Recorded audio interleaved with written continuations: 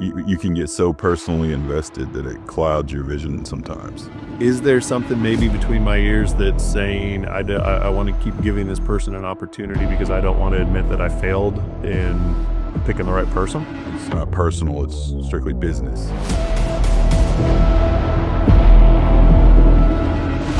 Well, welcome to the Business Brains BS podcast. Today, we're going to be talking about something kind of interesting. We're going to be talking a little bit more about what's going on between our ears. And our topic for the day is the role of ego and how being more detached can actually make us more effective. And when Greg brought this up to me, I thought, wow, that sounds really cool. And then as I just said it, I thought, I have no idea what the hell that means. So, Greg, this was your idea. So, why don't you kind of give everybody an idea of what we're going to be talking about? Yeah, well, when you own a business and you're the one that started it and you're the one that's primarily responsible for building it up, you're the one that feels the most impact when it succeeds or when it is struggling. It's very easy to get very personally attached to all the processes, all the outcomes, and hard to sometimes to see things objectively, you know. Um, so like there's this makes me think that there's this line in the Godfather. They say, it's not personal, it's strictly business.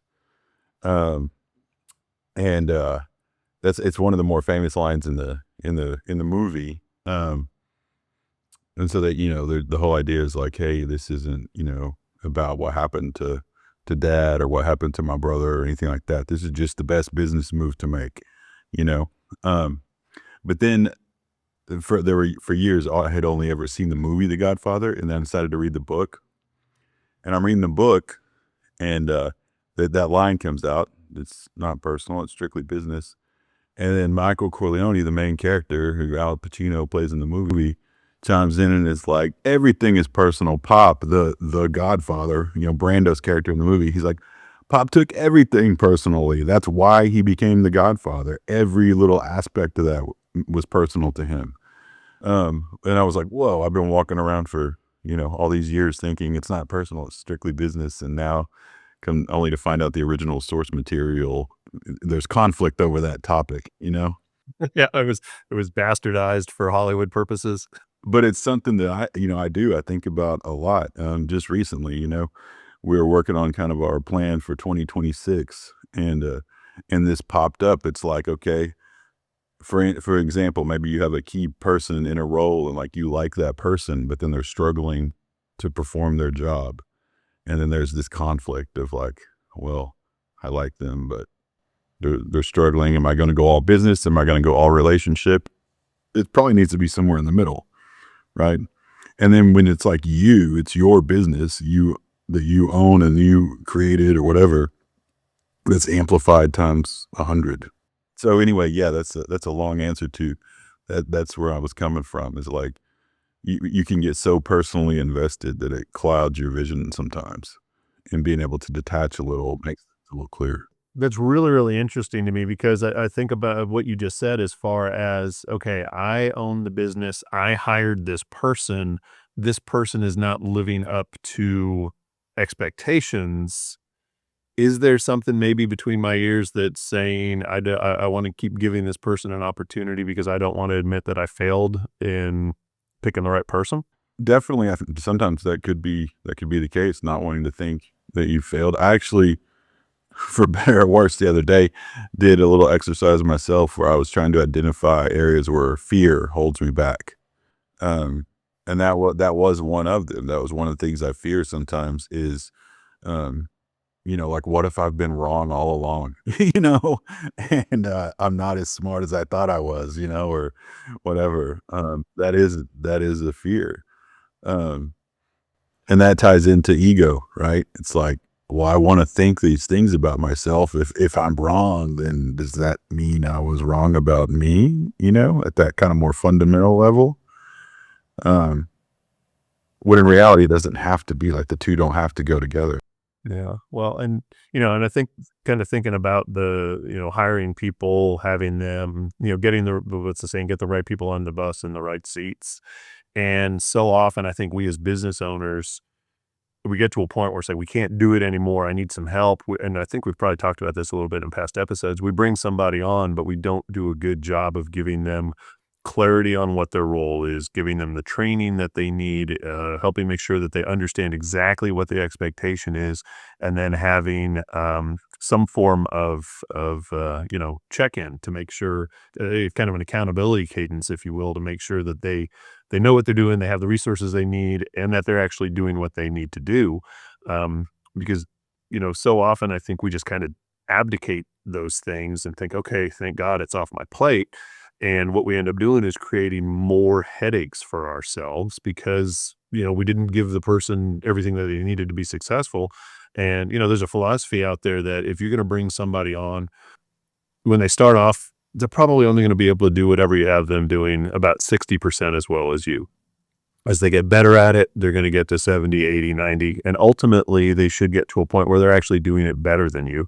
And I think sometimes as a business owner, there is that ego component that sneaks in there to think, somebody's going to do this better than me, or nobody can do this as well as I do. But if you're going to grow and scale your business, you can't do it by yourself, right? There's only so much room on your calendar. There's only so much energy that you have, and it's happened to me, and I've seen it happen to plenty of business owners where you run so hard for so long that the gas tank empties, and then without bringing somebody on, you got nowhere to go. But then you bring that person on, and they're not doing what you wanted them to do. So now you're faced with, do I fire them? Do I let them stay and hope they get better? And, I say it all the time, hope is not a strategy. It is a necessity, but it's not a strategy. And I think a lot of times there's that fear that I'm going to let this person go and then it's all going to fall back on me. So we keep that person on the payroll because, yeah, they're not doing it right, but they're doing enough of it that it's less painful for me than I think it's going to be if I let them go. And again, like the more personally invested we are in that, the harder it is to clearly see all that. You and I have had a million conversations, a couple on the podcast and several off the podcast about things like, KPIs and good job descriptions and things like that. And those are the types of things that if you use them as they're intended, it can help. Again, it's like that detached thing. Like, it's that, okay, we're not going to say, how do I feel about this moment? It's like, okay, here's the job description, the key performance indicators. Where are we meeting the mark? Where are we falling short? Is it just all across the board? Is this the wash? We need a new person. Is it a training thing? Is it a good person, wrong seat, thing? But having those clear metrics, those clear expectations lined out. And then again, like as a business owner, something I realized kind of recently that I do sometimes is I might have those in place, but then I don't even like pay enough attention to them. I'm not following them. Like we made a policy, but now we're not upholding it, and then it's causing problems. So sometimes it's developing that, sometimes it's sticking to it. And then again, like it goes back to like me, like, what do I see when I look in the mirror, so to speak, and how do I interpret all that? Yeah. And as you were saying that, you're making me think I'm working with some of my clients, rolling out some new SOPs, and those SOPs or those systems are going to apply to the business owners as well as they are to the employees. And we had a very direct conversation about, if you expect your employees to do this, then you have got to show them how it's done. There can't be the excuse, well, I got busy, I'm the business owner, I have other things on my plate, so I didn't do it. Because if it's not important enough to you to do it, then it's not going to be important enough to them to do it, right? So I think that there's a lot to that, because I think that's something else we do is we roll things out without a plan on how to sustain it. And I saw this a lot in corporate America. We would have, it was the flavor of the month. We'd get some new training or some new resource and everybody got all excited about it. And then a month and a half later, everybody had gone back to doing whatever it was that we were doing for the previous 6 months. And it was because there was never a sustainability plan put in place. There was never any touch point, never any real follow-up. People to be successful employees, they need that training, but then they also need that plan on how are we going to implement this and how are we going to keep it going. Yeah. You mentioned just now how can we expect it to be important to them if it's not important to us? Um, One of the thoughts that I struggle with sometimes is this idea that like no one is going to care about this as much as I do, and I should never expect anyone to. And that's on one hand, I think that's accurate, but then on the other hand, that becomes a slippery slope to where maybe I do excuse things because I'm like, well, of course they don't care about that. It doesn't affect them the way it affects me. But it is something that needs to be tended to, you know. And so that's something that I'm working on is like finding that line, like how much should I expect my people to care? And that sounds bad because I have people that definitely care. My people, I have good people, so I don't want to sound like I don't. Um, but things that might seem like a little thing to somebody else, like so like to kind of explain what I mean. Uh, this place I used to work, I was a clinical director at this agency, which meant like all the therapists and like kind of clinical staff reported to me. And when we would sometimes have conversations about, compensation and expectations and different things like that, sometimes, people would complain about ownership, executive leadership and like, kind of they don't care type mentality or maybe they don't like the way things came across or something like that. And something I would tell people sometimes, because it's something I thought about myself in those instances was like, you got to understand, like, if this whole thing goes belly up, you, me, we just go get new jobs. Their lives are hugely impacted. Like, it's a massive thing for them. So of course they're going to be a little more intense about it, you know? So like, that's something I could understand as an employee. And it's something I think about as an employer. What do you think? Where is that line of like how much the employee should care and versus the employer? I think an interesting question, and I think it all goes back to making the right hire, and I hear it all the time, and it drives me nuts. People saying you can't find good people anymore, right? This XYZ generation doesn't want to work, and I just think that's a bunch of BS. I mean, I really do. There are a lot of good people out there. I meet them all the time. People who are as invested in their business, who put a personal, kind of a personal badge of pride on their shoulder or on their chest when they talk about the business they work for and are really, out there doing what they need to do. So those people are out there and we got to stop settling, right? I think it's really important for business owners to be clear on what they want, who they want, what they want them to do, and then don't settle. I was watching, I saw a video, Simon Sinek, I'm not sure how he says his name. I should probably know that if I'm going to quote him. But it was really a cool concept. And he was talking about, it was at a high school, bunch of, you got the kids in there well, I don't even remember what we called them in high school, right? It wasn't a pep rally, but it's like get everybody in there for an assembly. There's the word I'm looking for. Yeah, this is what happens. This is the BS part of it, ladies and gentlemen, where I just sit here and talk until shit pops into my head. So anyway, so they got all these kids in the assembly, and the first one who gets up is the Air Force recruiter, and the Air Force recruiter has this great slideshow and shows, okay, this is what it's like to be in the Air Force, and these are all the great things that you can do. And the Air Force recruiter sits down, and the Navy recruiter gets up there, has a polished PowerPoint, does the same thing, gives the same presentation, sits down. Then the Army guy gets up, gives the same presentation with the PowerPoint, sits down. The Marine recruiter gets up, doesn't have a PowerPoint, walks to the edge of the stage, puts his hands up over his eyes, and looks around and says, "Nope, I don't see anybody in here who I think could survive and be worthy of being part of my Marines. If there's anybody in here," and he goes through, what it takes to be a Marine. He says, "If there's anybody in here who thinks that I'm wrong, who thinks that they can do it, I'll be standing at the back of the auditorium when this is over. Come see me." Right. And I think that's the attitude that we need to have, not necessarily an attitude of superiority, but an attitude of high expectations.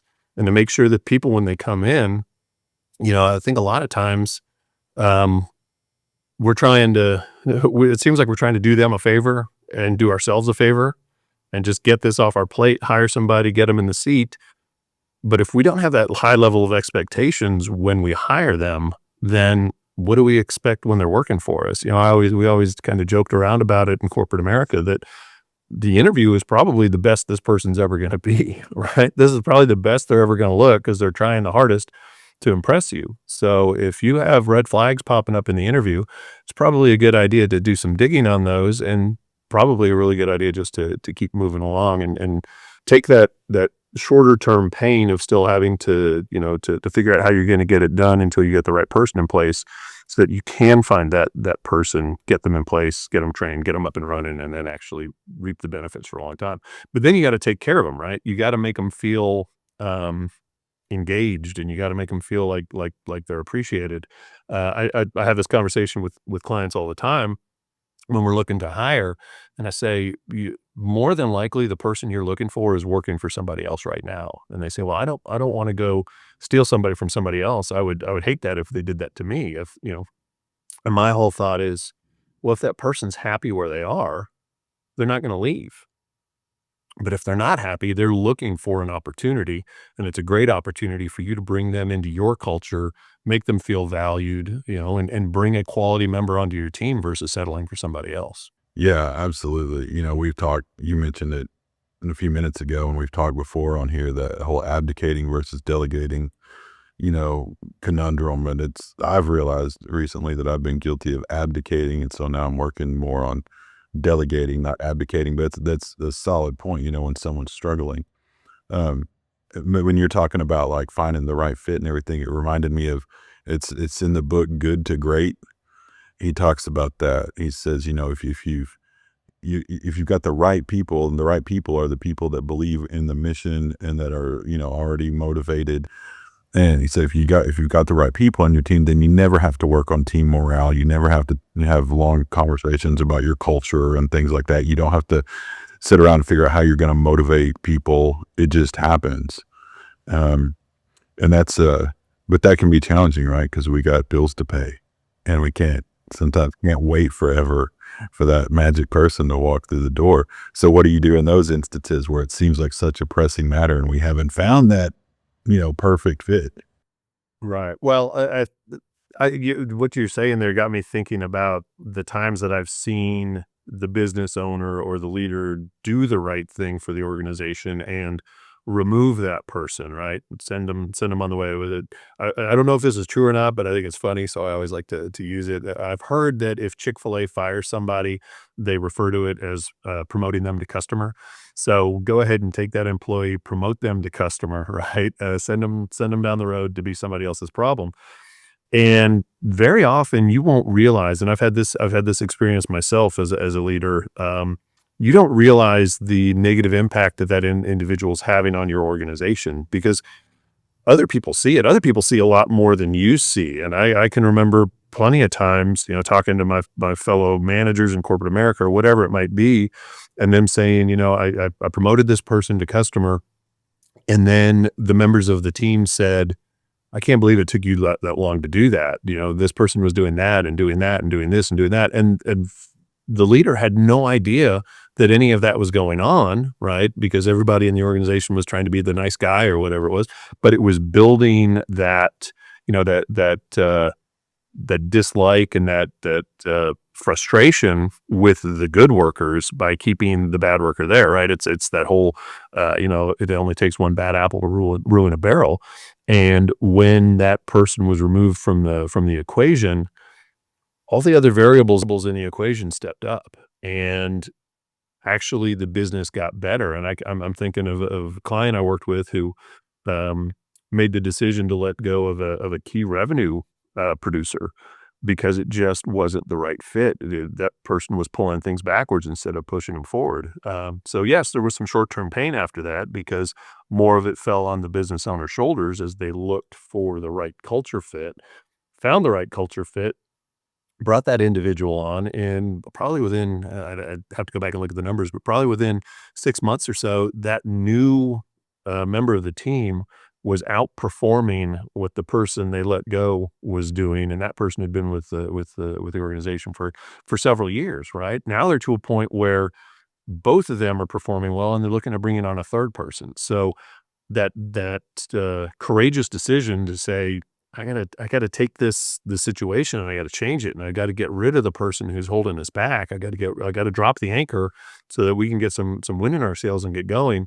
Ultimately, in the long term, ended up being the right decision, right? So it's kind of like a compound interest type of deal, I guess. Yeah, and what you said of kind of how that became a problem where, like, other people were seeing it, but the owner wasn't seeing it. That I think that's going back to that's one of those ego things because it's easy. We talked to Trevor Bass from Five Star Painting, and he talked about how like the business kind of feels like a child. He compared it to raising a kid. And the same, it is like that. It's the same thing. It's like, as a parent, I'm like, well, I know my kid better than anyone. And then you find out they're over here in this clique of people away from you and, and other things are going on. And it's like that too. Like, it's easy to get in that ego. Like, this is my business. I know this better than anybody. But yeah, there's no way you see everything that, especially once it gets past, you and maybe one or two other people, like there's no way you see everything. And you have people that are seeing things that you're not. And so again, being able to put your ego in check and listen to somebody, and I'm speaking to myself right now, be able to put your ego in check and like listen to the people around you. Because I mean, just in my own business for several months now, I've had a couple key people in my ear being like, I think we need to slow down a little bit. Things are getting a little hectic, feeling a little out of control. And I finally started to feel it in the last month or so. And so I'm like, okay, yeah, this was a thing. But because they were seeing things that I wasn't quite picking up on. So again, that like being able to check your ego and listen to the people who are in it, who are seeing it, and look at the facts, the numbers, the hard data, and not just be like, this is my thing and I know it and I made it. No one's going to blah, blah, blah, blah, blah.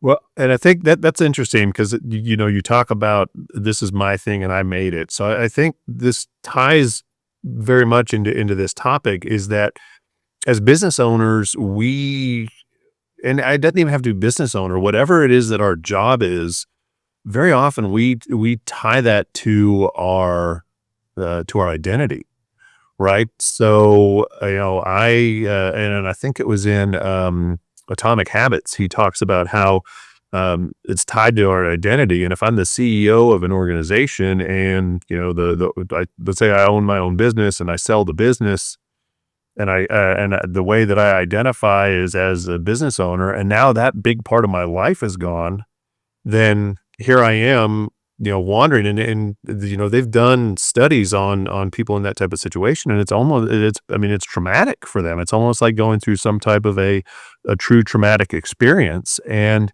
I think it's really interesting that we've got to be able to say, okay, you know what? Instead of seeing myself as a CEO, I need to see myself as somebody who's a visionary, who's a leader, who can, solve problems, who can motivate people, right? Because if I look at myself that way, and the role as CEO goes away, I can still take that perception of myself or that identity and I can apply it somewhere else, right? I could go do all those things and be a greeter at Walmart, or whatever it might be, but I could still have that part of me. And I think part of that too has to be, you just mentioned we talked with Trevor Bass from Five Star Painting about we got to be able to separate. We got to be able to compartmentalize. This is business. This is life, right? And I guess goes to that work-life balance. So I would assume that you probably work with some folks on trying to do that compartmentalization and say, okay, let's take the business man or woman out of this scenario and let's focus on the personal side. So how do you help people do that? When you were just now, and you were saying like these aspects of yourself that you use here that you could go use them somewhere else. An exercise I like to do with people from time to time is, I'll tell them, okay, tell me about yourself, but a couple caveats. You can't tell me any roles you fill or like any jobs you do. So, because that's what people lead with. If I say, okay, Eric, tell me about yourself, most likely you're going to lead with like, your family information and your job. That's what people do. And so what I'm trying to get at when I ask people that and make those rules is I want to know you. I want to know your character, your personality, your interests, things like that. And I remember doing that exercise one time with a client of mine who was a very successful business guy. He was the GM for a very successful company, and then he had a couple of his own small businesses kind of on the side that he owned. Um, but when I asked him that question, he could not come. He really struggled. He couldn't come up with anything outside of those two things. Most of his world was the business stuff, and so then I asked him, just like you said, after he was struggling for a little bit, I was like, what makes you good at your job? And then he starts giving me personality traits, and then he starts giving me things kind of from his past that he's learned, and like how that he applies to life, and then that's where we got to, is like, okay, all those things you just said, how does that show up in the rest of your life, or how could it show up in the rest of your life? You know, he was a great, very, very engaging personality, good at sales, good at, getting people to pay attention. And so I'm like, well, that's just you. That's not, I mean, it works well in your business and that's how you use it. But man, that shows up again everywhere you go, when you're dealing with people, that part of you comes out, So I think that, yeah, that's a great point, is being able to make that distinction of like, what is just me, across the board. And then, yeah, those boundaries, sometimes you have to your point, the work-life balance, like sometimes you have to, like, okay, I always tell people, I have two phones. One of them's a personal and one of them's a business, two cell phones that is. And that's all I'll tell people. I was like, sometimes people will be like, how do you deal with two phones? I'm like, I carry this phone, like I hold up the business phone. I carry this phone because I can turn it off. Like that's the most important part of this phone right here, is I can turn it off. I'm not going to turn off this other phone because my wife or child or something like that might be trying to get a hold of me. But this one I can turn off and just kind of focus on other things. So yeah, I think those are great points. Yeah, I remember when I was in corporate America, especially early on, I would go hard in one direction or the other, right? So I'd have the plate spinning, and it was the professional side of my life, and then it was the personal side of my life. And I'd really be over here working hard on the professional side of my life, and then I'd look over and I'd see, okay, the plates are starting to wobble, and if I don't do something, I'm going to, I'm gonna break a plate. And that's certainly not what I want to do. So then I would run over there and get those plates spinning again, and then look over at my professional side. And it was so hard to find that balance. So when you have somebody who's kind of in a situation like that, where they're not able to say, okay, how do I find that balance? And I don't think work-life balance means, I spend an exact same amount of time work as I do professional, there you go. There's a little Freudian slip. Is that what that would be? The same amount at work as I do at home, or personal and professional.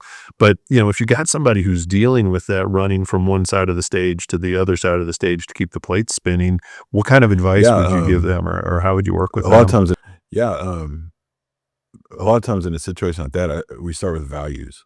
Like what is important to you? What do you value most?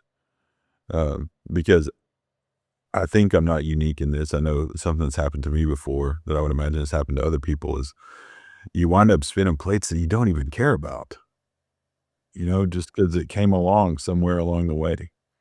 So starting with your values, like what is most important to me? When I say values, I don't mean like tasks or something like that. I mean like core concepts, like family, or freedom, or peace, or faith, or things like that. Like what is most important to you? And then from there, we try to connect things to those.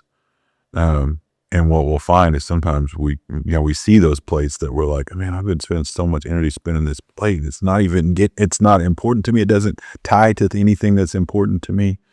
Why am I spinning it? Oh, I'm spinning it because someone told me I should, or because I was spinning this other plate and then this one's kind of related to that one. And, um, and, uh, and that's, going back to the fear thing. That's one of the things I've realized too, is sometimes the fear is like, not upsetting someone else. Like, it's not, I don't think this is that important, but it seems like someone else does. So maybe I should start spinning this plate. And that's how you get yourself into trouble and into those situations where you can't keep up. So yeah, I think starting with like, what are your values? What's really important to you? And then trying to tie things to that. Yeah, and you're making me think, kind of bringing us full circle here, going back to the employee conversation that we started with.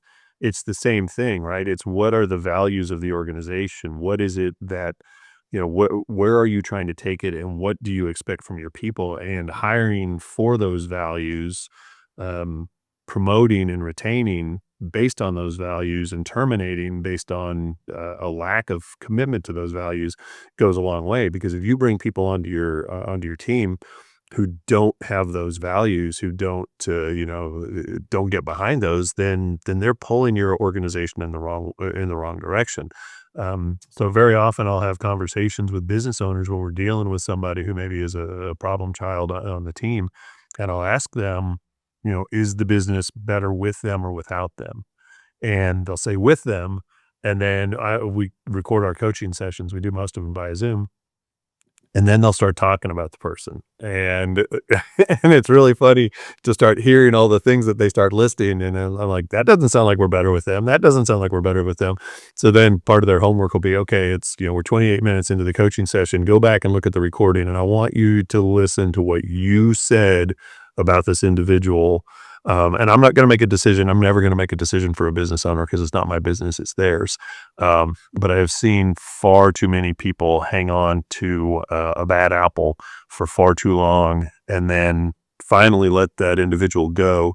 And without fail, they will come Yeah. back and say, "I wish I'd done that earlier." Yeah. All right. Well, that should do it for this episode of the Business Brains and BS podcast. Thank you all so much for being here with us today. If you like what you heard and you're listening to us on YouTube, go ahead and hit subscribe. And if you are listening to us on Apple or Spotify, please like, follow, share, rate, all of those great things. Share us with your friends so that we can get the word out about this great podcast. And last but not least, let's say stay classy, Green Country. We'll see you next time.